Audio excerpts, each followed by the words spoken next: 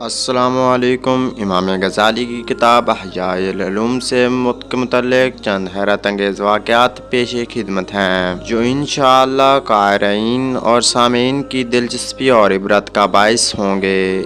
حضرت امام غزالی ملک الموت کی آمد پر حیرت ظاہر کرتے ہوئے واقعات میں لکھتے ہیں۔ حضرت اعمش سے روایت کرتے ہیں کہ ملک الموت حضرت سلیمان علیہ السلام کی مجلس میں آئے اور ان کے ساتھیوں میں سے ایک کو گھورنے لگے۔ جب مجلس برخاست ہوئی تو اس شخص نے حضرت سلیمان علیہ السلام سے پوچھا، یہ کون شخص تھے جو مجھے اس طرح گھور رہے تھے؟ حضرت سلیمان علیہ السلام نے جواب دیا، یہ ملک الموت تھے۔ یہ بات سن کر وہ شخص بے حد گھبرا کہنے لگا، شاید وہ میری روح قبض کرنا چاہتے ہیں۔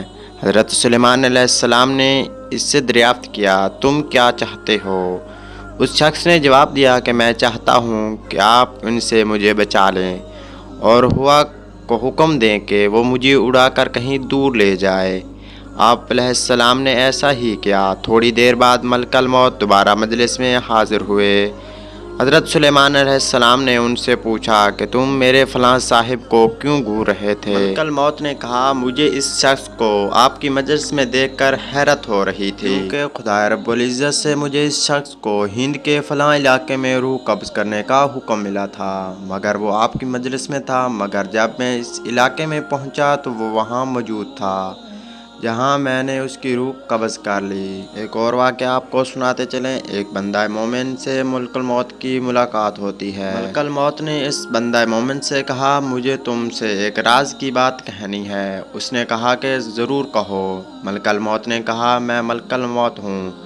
اس نے کہا، خوش آمدید، آپ سے ملنے کا مجھے شوق تھا۔ ملک الموت نے کہا، جو کام تم نے کرنا ہے وہ پورا کر لو۔ اس شخص نے کہا، مجھے خدا کی ملاقات سے زیادہ کوئی کام محبوب نہیں، آپ میری روح قبض کر لیں۔ ملک الموت نے کہا، تم کس حالت میں مرنا پسند کرو گے؟ اس نے پوچھا، تمہیں اس کا اختیار ہے۔ ملک الموت نے کہا، تم جس حالت میں مرنا چاہو گے میں اسی حالت میں تمہاری روح قبض کر لوں گا۔ اس نے کہا، میں سجدہ کی حالت میں مرنا چاہتا ہوں۔ اس نے خدا کے ہاں سر سجدہ میں رکھ دیا اور ملک الموت نے اس کی روح قبض کر لی۔ وہب ابن منبہ کہتے ہیں کہ ایک بادشاہ نے کسی جگہ جانے کا ارادہ کیا، پہننے کے لیے بہترین لباس منگوایا، سواری کے لیے بہترین سواری منگوائی، اس پر سوار ہو کر بڑی شان و شوکت اور مکرانہ انداز میں نکلا۔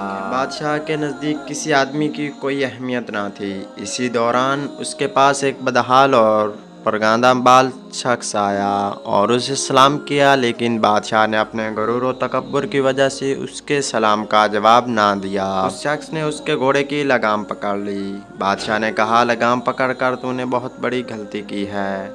اس نے کہا، میں تیرے پاس ایک ضرورت سے آیا ہوں۔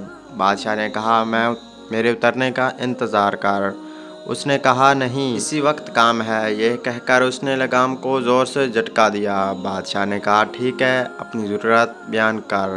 اس شخص نے کہا کہ ایک راز کی بات ہے۔ بادشاہ نے اپنے چہرہ اس کے قریب کیا، اس کے کان میں سرگوشی کی، میں ملک الموت ہوں۔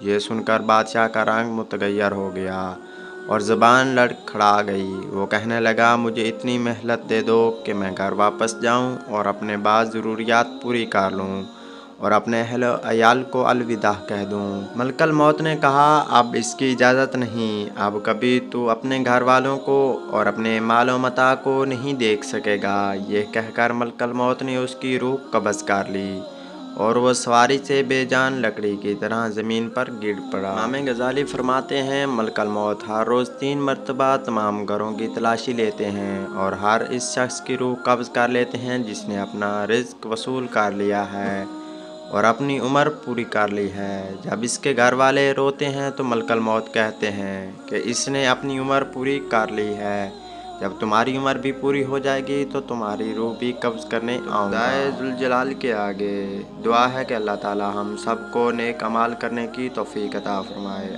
آمین۔ ملتے ہیں ایک نئی ویڈیو کے ساتھ، تب تک کے لیے اللہ حافظ، شکریہ۔